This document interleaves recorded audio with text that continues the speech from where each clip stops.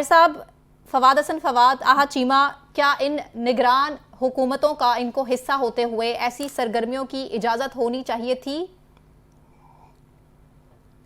देखिए, जब हम देख चुके हैं कि एक पुलिस अफसर थे राना मकबूल जो मरहूम हो चुके हैं, और राना मकबूल साहब फिर सेनेट पे PMLN के टिकट पे आए।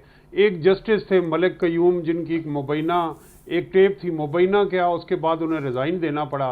उस वक्त के वजीर आला शहबाज शरीफ से उनकी गुफ्तगू थी कि मोहतरमा बेनज़ीर भुट्टो को इतनी सजा दो।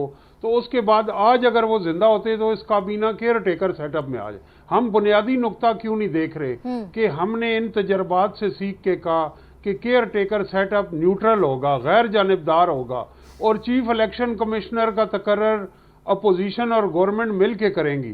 तो ये खाक न्यूट्रल है जिसमें आप उनके जो पिछली गवर्नमेंट है उसके जो की क्रॉनीज हैं उनको आप न्यूट्रल करके इस कैबिनेट में ला रहे हैं। और ये रिजाइन इसलिए भी लिया गया है कि अकॉर्डिंग टू लॉ हर मिनिस्टर रिक्वायर्ड है कि वो एसेट डिक्लेरेशन देगा। एसेट डिक्लेरेशन ना देने के लिए आप महीनों ये एंजॉय करें मिनिस्ट्री, और इलेक्शन शेड्यूल अनाउंस हो तो आप रिजाइन करके घर बैठ जाइए। ये तो बड़ा अच्छा है। इस मुल्क में हींग लगी ना फटकड़ी, और आप सरकारी अफसर बने, सरकारी अफसर से आप मिनिस्टर बने, आपने झंडे वाली गाड़ियां एंजॉय की, आप आवाम को जवाब दे ही नहीं है। जो इलेक्शन कमीशन का कानून कहता है कि हर हल्फ उठाने वाला है SAPM मावने खसूसी और वजीर इंतखाबात में अपने मिनिस्टर बनने के बाद अपने एसेट्स देगा, गोशवारे देगा, उस लॉ को भी आप वायलेट कर रहे हैं। तो इसलिए मैं समझता हूं कि इसमें काश फखरुद्दीन जी इब्राहिम जैसी शख्सियात होती, जस्टिस दोराब पटेल होते जो स्टैंड लेते कि भाई मैं चीफ इलेक्शन कमिश्नर हूं और मुझे एतराज है इस कैबिनेट की फॉर्मेशन पे। अब सारा सिस्टम मैनेज्ड है। हम अमेरिका और बरतानिया की मिसालें नहीं दे सकते, लेकिन ये एक तल्ख हकीकत है कि हमारा इलेक्शन कमीशन आज़ाद नहीं है, आज़ाद नहीं है, आज़ाद नहीं है। क्यों आज़ाद नहीं है? तो फिर हम अरबों खरबों रुपए लगा के जो इलेक्शन कराने जा रहे हैं। अब आप एक छोटा सा डिसीजन देख लें कि जितने नॉमिनेशन पेपर्स हैं जो कैंडिडेट्स के पूरे मुल्क से आएंगे वो इलेक्शन कमीशन वेबसाइट पे नहीं डाल रहा। मेरा नुमाइंदा जिसको मैं वोट देने जा रहा हूं, मेरे इल्म में होना चाहिए कि उसकी डिग्री जाली है या असली है, उसके बैरून मुल्क असासे तो नहीं है, उसकी इनकम स्टेटमेंट, वो टैक्स कितना देता है, क्या वो सादिक और अमीन नहीं है। माजी में ये वेबसाइट पे डाटा मौजूद होता था, उससे मीडिया भी, रिसर्च करने वाले भी और वोटर भी मुस्तफीज होते। इस साल इलेक्शन कमीशन ने डिसाइड किया है कि वो डाटा वेबसाइट पे नहीं होगा। तो ये कोई आज़ाद और खुद मुख्तार इलेक्शन कमीशन नहीं है, ये एक मैनेज्ड इदारे हैं जिनके जरिए एक मैनेज्ड इलेक्शन कराया जा रहा है। मैं एक जी सना कुछ ऐड करना चाह रही हूँ, जी इजाजत है? जी मैं एक छोटा सा पॉइंट सिर्फ अर्ज करना चाह रही हूँ। ये जो अभी ताहिर साहब बात कर रहे हैं बड़ी तफसील से, मुझे ये बताएंगे सारी पॉलिटिकल पार्टीज क्या भंग पी के सो रही थी?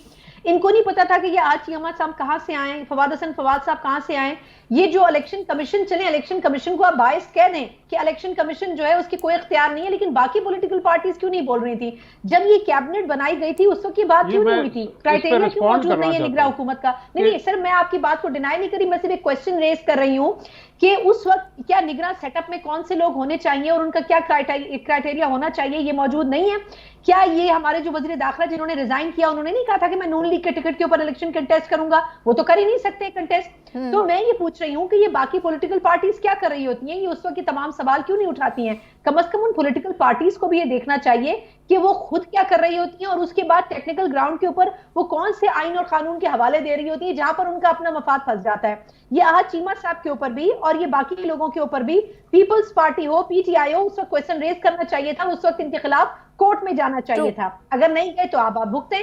इसी तरह होगा, नून लीग इसी तरह लोगों को इस्तेमाल करेगी। ताहिर साहब आपका पॉइंट? मैं ये कहना चाहता हूं कि देखें, हमारे यहाँ जमहूरियत कमज़ोर है, सियासी पार्टियां कमज़ोर हैं, लेकिन कायदे आज़म की हिदायत आप सामने रखें कि उसने ब्यूरोक्रेट्स को कहा, सरकारी मुलाजमों को कहा कि आपकी कोई सियासी पार्टी नहीं है, आप सियासत में हिस्सा नहीं लेंगे, आप हुक्मरानों के नहीं बल्कि रियासत के वफादार हैं। आज पूरे पाकिस्तान में कोई एक ऐसा सरकारी मुलाजिम है इस मुल्क में कायदे आज़म के बाद उनकी बहन के साथ क्या सलूक किया गया? तो जब ये कायदे आज़म के साथ धोखा कर, ये कायदे आज़म की बहन के साथ क्या सलूक किया गया वो भूल गए? जब आप कायदे आज़म की कही हुई बात कहाँ याद रखी जाएगी, उसको कहाँ अहमियत दी जाएगी? यू आर अंडर ओथ, ये सारे कैबिनेट मिनिस्टर अंडर ओथ थे कि हम कॉन्स्टिट्यूशन के तहत काम करेंगे। तो कॉन्स्टिट्यूशन ये कहता है कि अपने एसेट्स के गोशवारे दो, तो क्यों आपने हल्फ उठा के कौम के साथ झूठ बोला? कौन सा बात ये कि आपका करेक्टर ही नहीं है। अगर ब्यूरोक्रेसी एक इदारा ऐसा नहीं बना सके हम असल में ना जिसमें लोग रियासत के वफादार हों, हुक्मरानों के जाती मुलाजिम ना हो, तो ये इलेक्शन कराने से बड़ा इशू तो ये है कि हमारे यहाँ ब्यूरोक्रेसी जो है वो जर खरीद गुलाम है हुक्मरानों की।